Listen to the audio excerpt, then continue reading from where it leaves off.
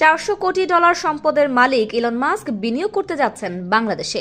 চলতি বছর এপ্রিলে বিনিয়োগ সম্মেলনে ইলন মাস্কের অংশ নেওয়ার গুঞ্জন শোনা যাচ্ছে অনেকদিন ধরে। সাম্প্রতিক সময়ে দক্ষিণ এশিয়ার আরও কিছু দেশেও ইলন মাস্ক বাড়াচ্ছেন তার বাণিজ্য পরিধি।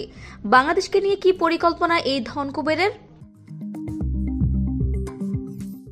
বর্তমান সময়ে বিশ্বকে বদলে দেওয়ার লক্ষ্য নিয়ে কাজ করা এক বিপ্লবী চরিত্র ইলন মাস্ক। সাধারণ মানুষের চিন্তা শক্তির বাইরে গিয়ে কাজ করতে আগ্রহী মাস্ক মহাকাশ গবেষণা, বৈদ্যুতিক গাড়ি, সামাজিক যোগাযোগ মাধ্যম, রোবোটিক্স সহ প্রযুক্তির প্রায় প্রতিটি ক্ষেত্রে রয়েছে তার পদচারণা। 2025 সালের এপ্রিলে ঢাকায় অনুষ্ঠিত হতে যাওয়া আন্তর্জাতিক বিনিয়োগ সম্মেলনে উপস্থিত হওয়ার কথা রয়েছে ইলন মাস্কের। বিষয়টি আরও নিশ্চিত হওয়া যায় ইলন মাস্কের প্রধান নিরাপত্তা উপদেষ্টার ঢাকা সফরে। এই সম্মেলনকে ঘিরে অনেক আগে থেকেই প্রস্তুতি শুরু করেছে বিনিয়োগ কর্তৃপক্ষ বিডা এবং সংশ্লিষ্ট অন্যান্য অধিদপ্তর। ইলন মাস্কের ঢাকা সফরকে কেন্দ্র করেও তৈরি হচ্ছে নানা বিনিয়োগ পরিকল্পনা। তবে এর মাঝে সবচেয়ে বেশি সম্ভাবনা দেখাচ্ছে স্টারলিংক ইন্টারনেট।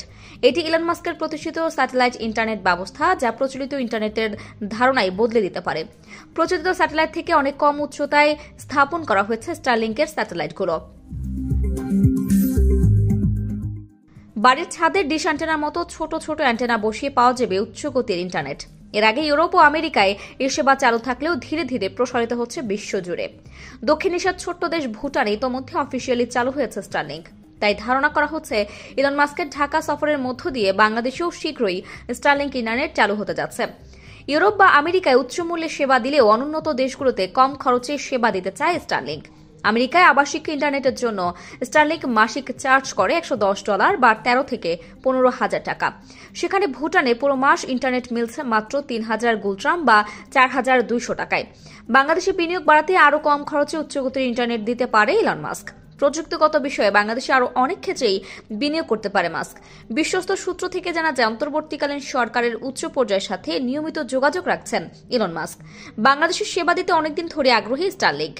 ক্ষমতাচ্যুত আওয়ামী লীগ সরকারের সময় স্টারলিংক চালুর প্রস্তাবনাও দিয়েছিলেন ইলন মাস্ক, কিন্তু স্বৈরাচারের দোসর তৎকালীন তথ্য ও যোগাযোগ প্রতিমন্ত্রী জুনায়েদ আহমেদ পলকের বাধা ছিল সে প্রস্তাবনায়। বাংলাদেশ সরকারের কাছে লাইসেন্সের আবেদন, জনগণের থেকে প্রাপ্ত ইন্টারনেট ডাটার অ্যাক্সেস সরকারকে দেয়া সহ নানা শর্ত জুড়ে দিয়েছিলেন তিনি। ফলে দেশে এখনও মেলেনি স্টারলিংকের সেবা।